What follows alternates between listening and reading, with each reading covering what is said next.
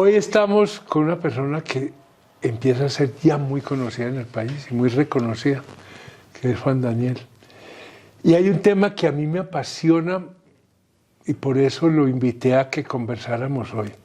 Y es que Juan Daniel irrumpe con originalidad y con éxito en la política, en ese escenario político.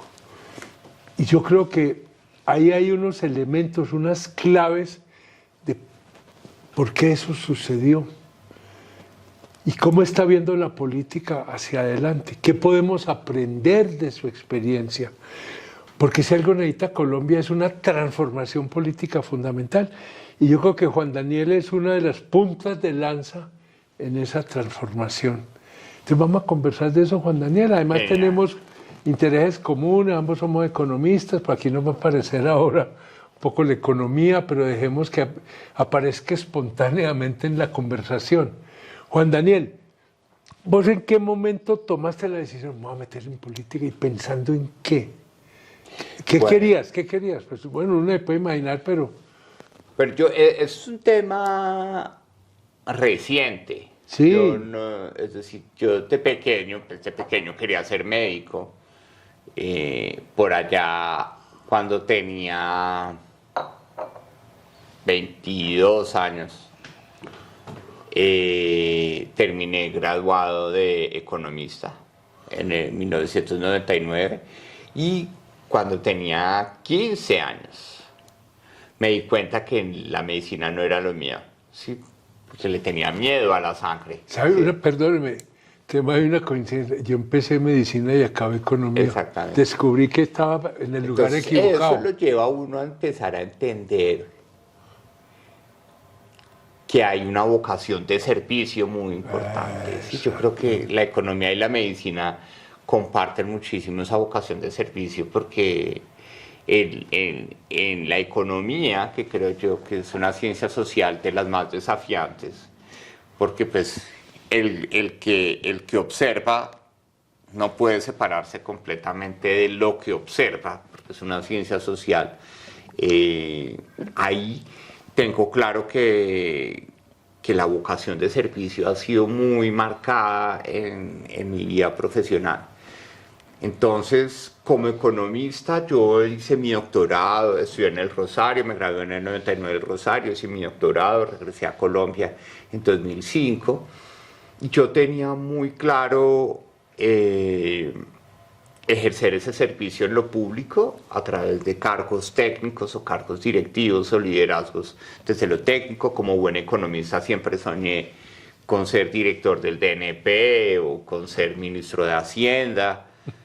Y en mi carrera también, por mi formación, tuve una relación también muy productiva con lo privado, con la consultoría, asesorando desde lo particular al sector público o al sector empezar privado. a ver puentes, interrelaciones, dinámicas, sí, porque no es lo privado acá, lo público acá. En últimas, lo que yo, pues el bloque, el gran ladrillo que está en cabeza es el ladrillo de la regulación económica, que reconoce que hay privados y agentes públicos, es decir, agentes privados y agentes públicos, que deben conversar para un propósito y es lograr que los servicios públicos se presten adecuadamente o que el Estado funcione adecuadamente.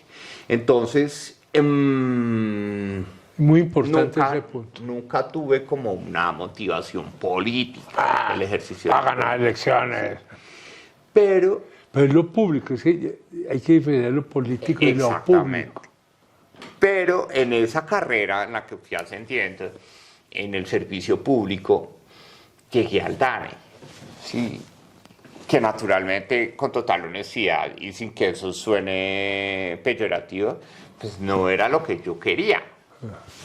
Yo ya lo había dicho, yo quería, como buen economista del servicio público, DNP, uno tiene sus sueños Ministerio de Hacienda. Sí. Pero ahí viene un tema personal y es, yo siempre he sido criado por mi mamá, mi abuelo, con un recuerdo muy importante y uno es que en el trabajo hace lo que toca, ¿sí? No solo lo que quiere, ¿sí? Claro, es un balance, pero en el trabajo uno hace lo que toca.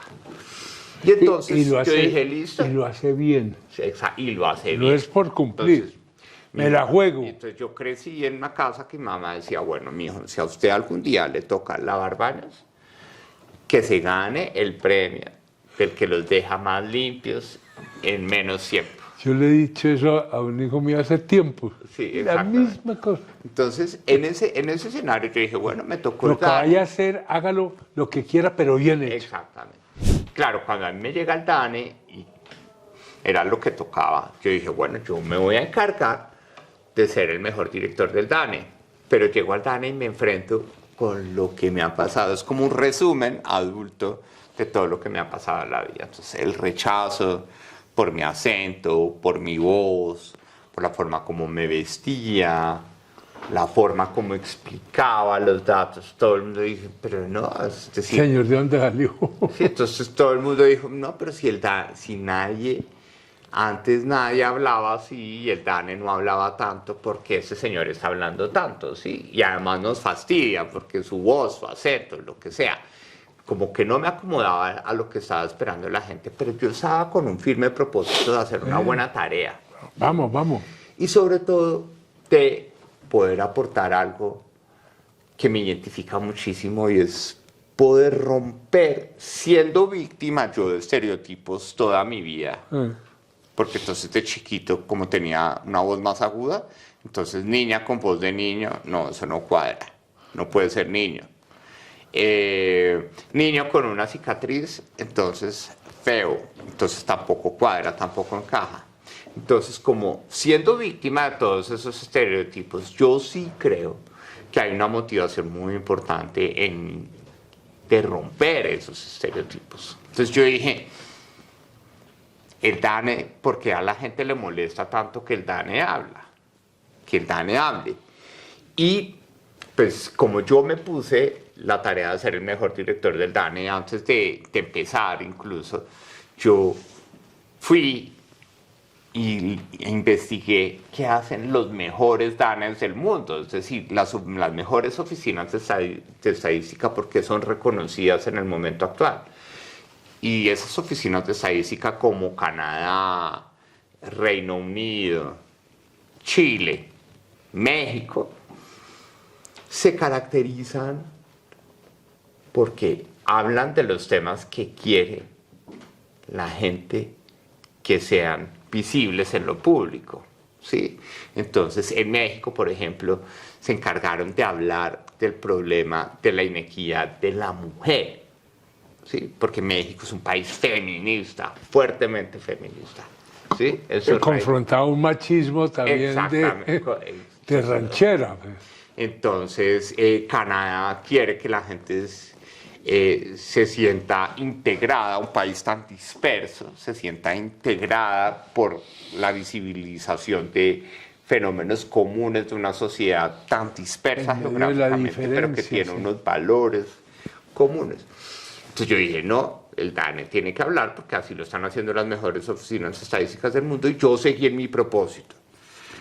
Y estuve a punto, yo creo, de que me sacaran en algún momento, porque la gente empezó hacia 2019 a decir, no, definitivamente queremos un DANE más callado. Sí, a mí me llamaban grandes economistas y grandes opinadores del país a decirme, no hable tanto. Estabas incomodando. Está incomodando como el statu quo. Pero ahí te abriste a la política, a lo público. Entonces ahí es donde sale el cruce. Y entonces yo no, pero yo dije, bueno, pues, si he pasado toda mi vida superando ese tema, yo tengo que seguir haciendo mi tarea.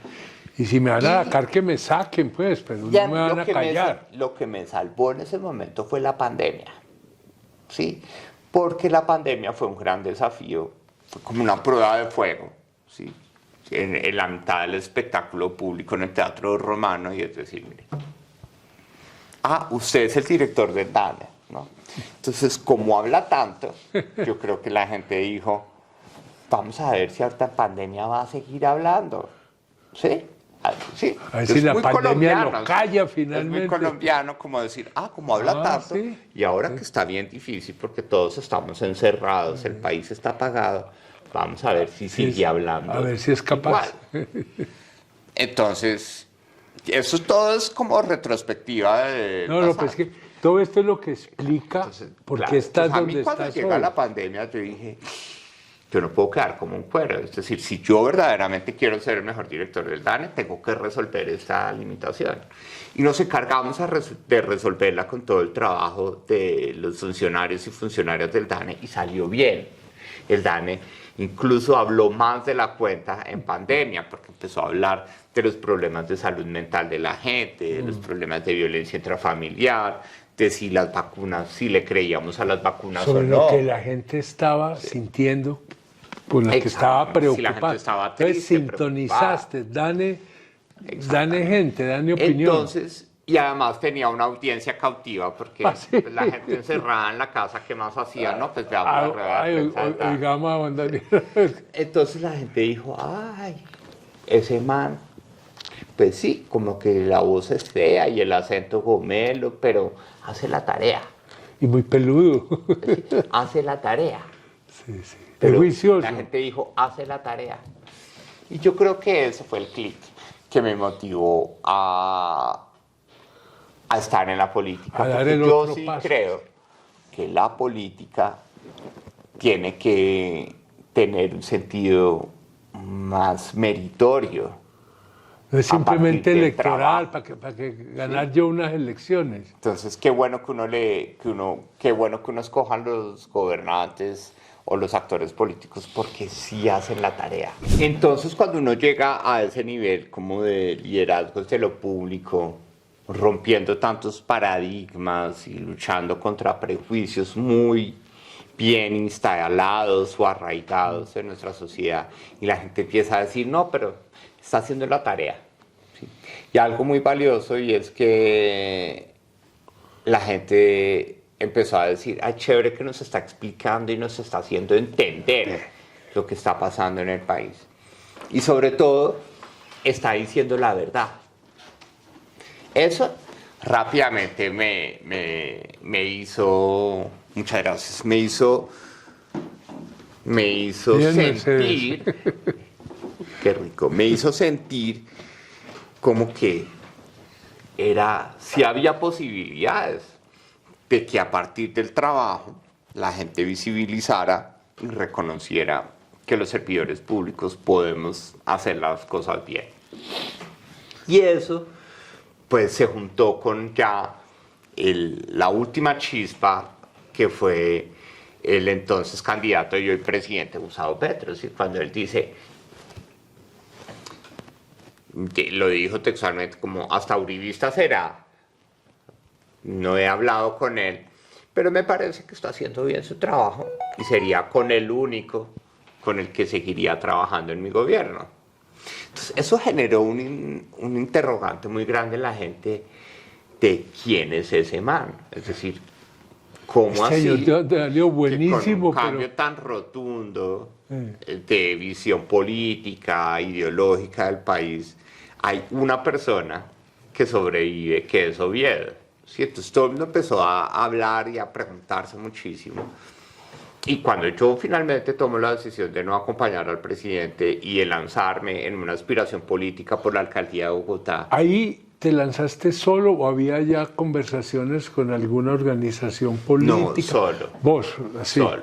Yo dije, En esto conciencia, es un- porque viste algo que yo creo que es muy importante, que estabas, y uso mucho la palabra, conectando con la gente, que la gente te estaba poniendo atención y que lo que vos estabas planteando era lo que la gente necesitaba que le plantearan. Y qué que bueno. esa es la fórmula mágica. Y qué bueno que eso que estaba desde lo técnico, llamémoslo así, también pudiera suceder desde lo político. Qué bueno que uno en la política, que es un ejercicio, llamémoslo así, democrático, de representación, ¿sí? Pues que esas personas que están representando los intereses de la comunidad, de una ciudad o de un país, entiendan que están allá no para satisfacer sus vanidades personales, sino para escuchar permanentemente. Oigamos a la gente.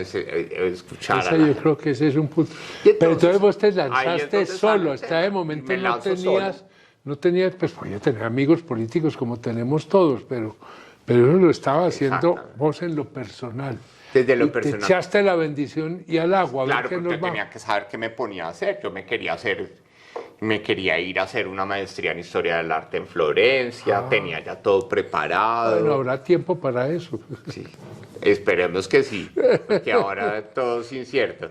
Pero entonces yo dije, no, vamos, aspiremos a la alcaldía de Bogotá y todo el mundo a la alcaldía de Bogotá. Entonces generó una sorpresa muy grande. Y te empezaron a buscar fuerzas políticas. Sí, claro, todo el mundo generó mucha curiosidad, como venga, ¿y usted cómo así?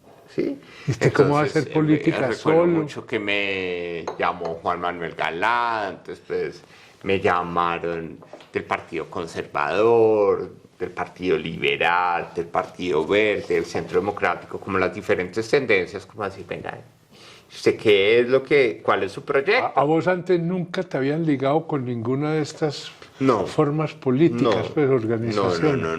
No. Había estado cerca, pero siempre Como técnico, siempre digamos. distante también Sí, la sí. dinámica. Trabajo con ustedes, Un pero observador cercano, pero distante de ese ejercicio de la política pura y dura como es una campaña electoral. Esa es mi primera campaña electoral en forma, como campaña. Pero desde lo conceptual yo creo que lo del DANE se parece a una campaña, Es decir, porque era como mostrar. con propuestas y con cercanía es posible tener resultados. Exacto. Y te Total. fuiste a vivir a barrio, te integraste con la gente. Es que lo peor son esos políticos que hacen una concentración, echan un discurso y se van. No, y mira, yo creo que también algo muy puntual que me conmovió muchísimo es que en el proceso de recolección de firmas, para nosotros la firma era lo menos importante. Nosotros necesitábamos era que la gente nos conociera, Aparecer. que fuéramos visibles. Y, para las y personas. supieran que ese director del DANE ya está en tiempo Exactamente. político. Pues. Y algo que cautivó fue nuestro interés de escuchar. ¿Sí? Vuelvo a mi Nosotros frase, oigamos a la diseñamos una estrategia que se llama, en el marco de la recolección de firmas, que se llama Oviedo para Oreja, ¿sí?